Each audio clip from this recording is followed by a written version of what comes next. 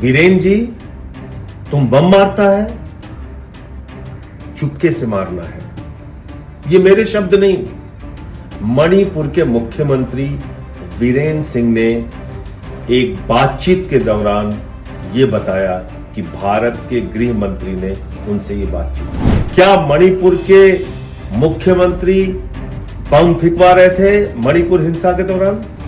क्या मणिपुर के मुख्यमंत्री को देश के गृह मंत्री ने चुपके से बम मारने की बात कही? और बार बार हम लोग ये बात कहते रहे कि मणिपुर की हिंसा राज्य प्रायोजित हिंसा है, ये सरकार के द्वारा प्रायोजित हिंसा है, ये भाजपा के द्वारा प्रायोजित हिंसा है और इसका मुख्य अभियुक्त है मणिपुर का मुख्यमंत्री वीरेन सिंह। वीरेन जी, तुम बम मारता है, चुपके से मारना है। ये मेरे शब्द नहीं, मणिपुर के मुख्यमंत्री वीरेन सिंह ने एक बातचीत के दौरान यह बताया कि भारत के गृह मंत्री ने उनसे ये बातचीत की। इसकी सच्चाई क्या है? क्या मणिपुर के मुख्यमंत्री बम फेंकवा रहे थे मणिपुर हिंसा के दौरान? क्या मणिपुर के मुख्यमंत्री को देश के गृह मंत्री ने चुपके से बम मारने की बात कही? यह सच है या झूठ है, कैसे पता चलेगा?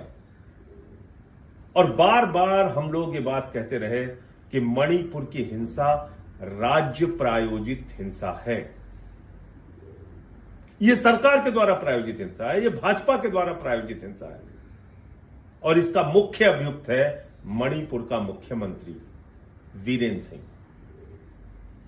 वायर ने अपनी एक रिपोर्ट के जरिए यह खुलासा किया। यह बहुत ही गंभीर खुलासा है, देश को चौंकाने वाला खुलासा है और इस खुलासे में जो रिकॉर्डिंग सामने आई है मणिपुर के मुख्यमंत्री की, वो साफ तौर पे कह रहा है कि देश के गृह मंत्री अमित शाह से उनकी बातचीत हुई और उन्होंने कहा चुपके से बम मारना है। मणिपुर के मुख्यमंत्री का इस्तीफा होना चाहिए, उनसे पूछताछ होनी चाहिए कि उनकी बात में कितनी सच्चाई है। फिर वही मुख्यमंत्री यह कह रहा है कि कारगिल योद्धा की पत्नी जिसको निवस्त करके घुमाया गया, उसको हमारे लोगों ने बचाया। और आगे वो कह रहा है कि निवस्त करके महिलाओं को घुमाने वाले दरिंदों को रिवार्ड मिलना चाहिए, उनको सजा नहीं मिलनी चाहिए। एक मुख्यमंत्री का काम क्या है? दो समुदायों में अगर कोई मतभेद पैदा हो गया है, हिंसा की स्थिति है, तो उसको रोकना और समझाना। मणिपुर के मुख्यमंत्री का तीसरा ऑडियो जो है वो कहता है एक समुदाय के बारे में कि वो किस तरीके से सत्ता में और नौकरियों में हावी हो रहे हैं। इसका मतलब कि उनके ऊपर एक दोषारोपण करके उनके खिलाफ लोगों को भड़काने की कार्रवाई, ये भी मुख्यमंत्री कर रहे हैं। क्या ये सब कुछ काफी नहीं है? ये जानने और बताने के लिए कि मणिपुर की हिंसा राज्य प्रायोजित हिंसा थी, सरकार प्रायोजित हिंसा थी, बीजेपी के द्वारा प्रायोजित हिंसा थी, मुख्यमंत्री के द्वारा प्रायोजित हिंसा थी और इसमें केंद्र सरकार का पूरा संरक्षण था। भारत के प्रधानमंत्री एक शब्द भी नहीं बोले मणिपुर की हिंसा पे, महिलाओं के साथ हो रही दरिंदगी पे एक सवाल नहीं खड़ा किया भारत के प्रधानमंत्री ने।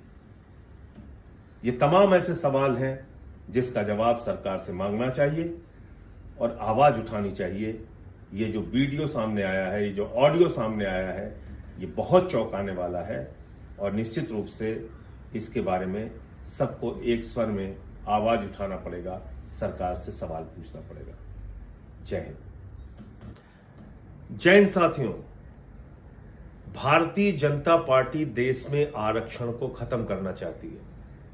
पूरे लोकसभा के चुनाव के दौरान हम लोगों ने एक एक रैलियों में, सभाओं में देश की जनता को जागरूक किया और यही कारण था कि बीजेपी 240 पे रुक गई। 400 तो छोड़िए, अगर 300 भी आ जाता तो आज भारत का संविधान खत्म करने की प्रक्रिया शुरू हो जाती।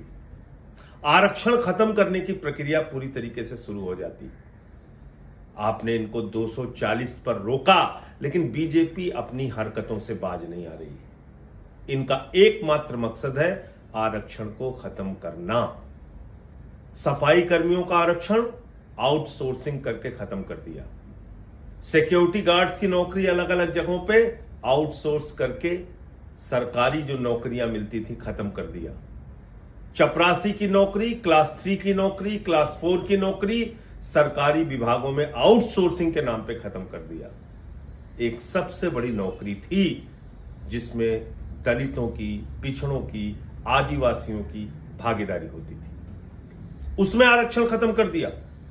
आईएएस का आरक्षण खत्म, लैटरल एंट्री के जरिए सीधे आईएएस बनाए जाएंगे, यह मोदी का मकसद है। अब तक 63 आईएएस लैटरल एंट्री के जरिए प्रधानमंत्री नरेंद्र मोदी ने बनाए हैं। यह गुनाह किया है भारत के प्रधानमंत्री नरेंद्र मोदी ने और उनकी पार्टी भारतीय जनता पार्टी ने। बीजेपी बेनकाब हो चुकी है। 63 आईएएस बगैर आरक्षण के भर्ती किए गए। किस आधार पर भर्ती किए गए? अभी 45 आईएएस की भर्ती और करने के लिए, लैटरल एंट्री के जरिए करने के लिए, पिछले दरवाजे से करने के लिए इन्होंने विज्ञापन निकाला। किस आधार पर आपने निकाला? आप बाबा साहब के संविधान को नहीं मानते? आप भारत की आरक्षण व्यवस्था को नहीं मानते?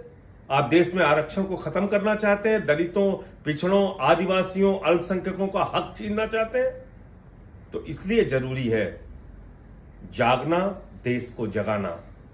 आज मजबूरी में आप सब ने इतना हल्ला मचाया, तो मजबूरी में अभी यह पता चल रहा है कि फौरी तौर पे लैटरल एंट्री करने का आदेश रद्द किया जा रहा है। लेकिन सावधान रहिएगा, मकसद है आरक्षण को खत्म करना। और एक एक चीज का हिसाब मांगिएगा।